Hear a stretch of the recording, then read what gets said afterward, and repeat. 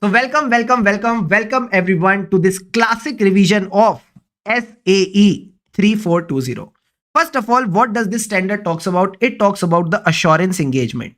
Assurance engagements to report on compilation of PFFI. What is a PFFI? That is a pro forma financial information. This is included in the prospectus of a company. Now, sir, how do we remember this is SAE 3420? All the SAE are in the 3000 series. Yes, sir. This is 420. What is 420? Sir, 420 is a fraud.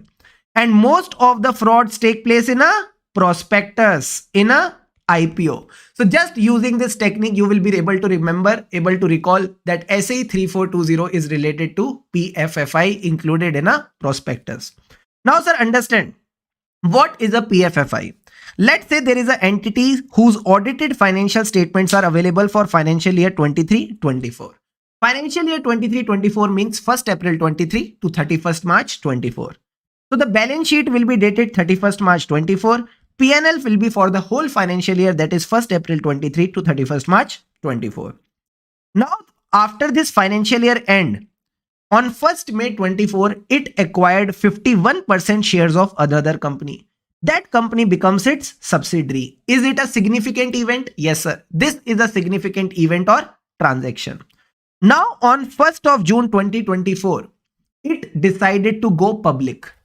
It decided to go public, matlab, it decided to launch an IPO. Whenever you have to launch an IPO, you have to come out with a prospectus. But as per the SEBI guidelines, if between the year end and the date of IPO, there is a significant event, you need to adjust it. You need to adjust it retrospectively. Oh, you need to adjust it retrospectively. That means you need to assume what would have been the financial statements, what would have been the financial performance if this subsidiary was acquired earlier. So as per SEBI, your financial statements need to be redrafted as if you acquired this subsidiary at the beginning of the last financial year. For example, 1st April 23 for the purpose of P&L. Or you acquired this subsidiary as on 31st March 24. Instead of 1st May 24, you acquired on 31st March 24 for the purpose of balance sheet. So sir, what we are required to do? Just take your normal financial statement. These normal financial statements are called unadjusted financial information. These are called unadjusted financial information. On this unadjusted financial information, you need to perform your adjustments. Adjustment for the significant events. Once you perform the adjustment, you come out with PFFI, that is the prospective financial information. And as a practitioner, you need to prepare a report on this. Got the point? Yes, sir. Now, sir, what is a PFFI? PFFI is nothing but a financial information. This information is shown with the adjustment. Adjustment of what? Adjustments to illustrate the impact.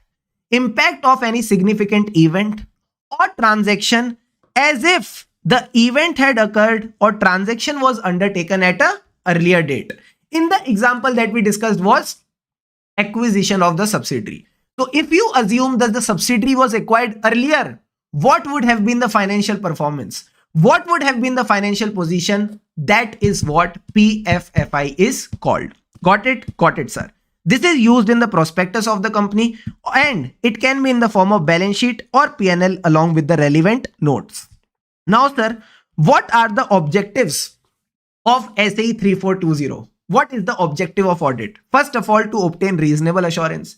Reasonable assurance that the financial statements are free from material misstatements. Once you get that reasonable assurance, you are able to express your opinion. Same thing is written here. Here again, you need to take a reasonable assurance that PFFI has been compiled by the responsible party. It has been compiled by the responsible party. Here the word management is not used. Use the word responsible party. Reasonable assurance that PFFI has been compiled by the responsible party in all material respects as per the FRF. No, as per the applicable criteria. Once you got the reasonable assurance, you can present your report. Report whatever are your findings. ठीक है sir. Now sir, what are the steps of compilation of PFFI? Very easy. You take the financial statement, that is the normal financial statement. These are called what? Unadjusted financial information. Oh, so identify the source of such information. Once you have identified the source, extract it. Come on, extract it. Extract the unadjusted financial information. Once you have extracted the unadjusted information, make the adjustments. Once you have extracted the unadjusted information, make the adjustments. And once you have made the adjustments, properly present and disclose the PFFI. Make sure you are presenting the PFFI with proper disclosure. So these are the 4 points that the responsible party has to consider, that is the management has to consider. First of all, identifying the source, then extracting the unadjusted information, making the adjustment for the events or transaction, and at the end of the day, presenting the PFFI with proper disclosure. Are the 4 points clear? Yes, sir. Just go in a proper chronology. Now, sir, comes the next topic.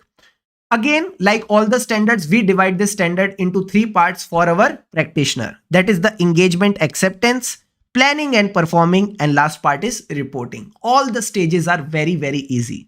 First of all, let's talk about precondition. Sir, what are the precondition? In case of audit, what is the precondition? Before audit comes financial statement. Before financial statement comes FRF. That means the FRF is acceptable. Here the word used will be criteria. That means the applicable criteria is suitable. Once you are done with the criteria, then check the source data from where you will extract the financial information. Whether that source data is audited or not audited. If it is audited and reviewed, okay. Plus C, whether there is any modified opinion or emphasis of matter para. That means from the audited financial statement where you are going to extract your balance sheet, you are going to extract your P&L, whether those financial statements are audited. If they are audited, whether they have a modified opinion or EOM para. If they have a modified opinion or EOM para, C, whether you can give the reference in your assurance report to such modification or EOM para. This is the basic thing. Just read and understand. And if it is not audited or reviewed, then sir, then you need to see whether you have sufficient understanding. Whether you have sufficient understanding about the entity and its accounting practices. Basic thing, basic thing. Now, sir, if the event or transaction is about the acquisition of an entity and the entity that is being acquired, the financial information of that entity is unaudited. That means the subsidiary's financial information that is to be consolidated, that is unaudited. What to do in that case? Same thing. See whether you have sufficient understanding about that entity and its accounting practices. Same thing, same thing. Just read these points, that's it. Now comes the most important point, that is the agreement with the management. There is a question in the question bank on this. When you are doing the agreement with the management that it acknowledges and understands the responsibility, what will be the responsibilities? First of all, criteria is suitable. Disclose the applicable criteria that is being used by the responsible party. ठीक है sir. Second thing, compiling the PFFI as per that applicable criteria. Both these points are interconnected. Disclosing the criteria, compiling the PFFI as per that criteria. And last may to provide the practitioner with AU. What is AU? All information, additional information, unrestricted access. What was special about unrestricted access here? Unrestricted access to the entity, and in case there is a subsidiary that was acquired, also to the people of this subsidiary.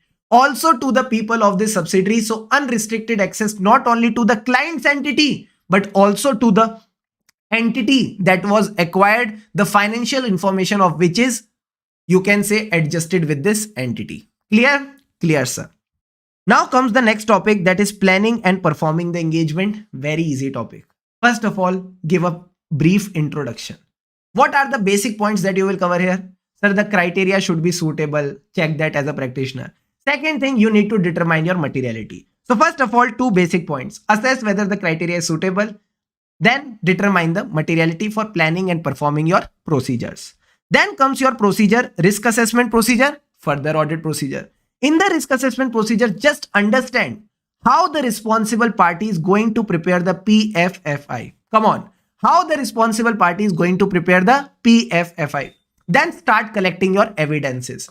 Evidence whether the source is appropriate or not. Then if that source is not appropriate, it is unaudited, what to do? Then be satisfied, again be satisfied whether the source is appropriate or not.